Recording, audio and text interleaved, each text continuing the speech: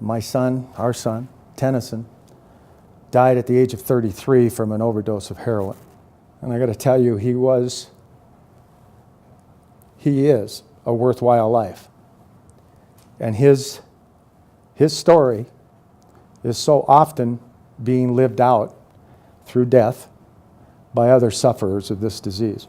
He played hockey. He was a wonderful skater. He was a wonderful skater.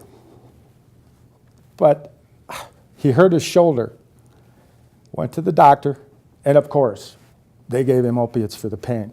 Once we found out that he was addicted, it was complete and utter panic. And that panic stems from not even understanding how to help him. Before he made it known to us that he was addicted to heroin, we were completely oblivious to the problems. It is not something they can handle once they are addicted. They will find that it overwhelms them. It makes them into someone, and that's the awful part of this disease. If he had cancer and died, we would have thought about all the good memories of his life. But for the last 2 years of his life, and he was addicted for 10, for the last 2 years of his life, those memories haunt us. They are not good memories of our son.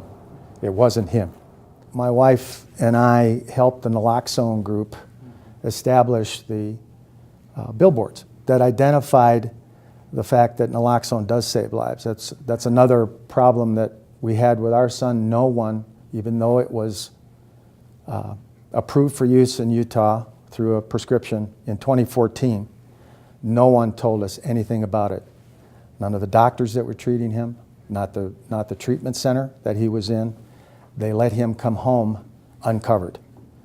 And he was only home 4 days before we had to watch him die, unable to save him. So have a kid on hand. Understand how to use it. They're not that hard. Talk with them. Try to get them to understand that there is a way back to the clear thinking life they used to have, to the healthy life they used to have. The epidemic that we're faced with now has been building for years and years and years. And it's not going to go away overnight.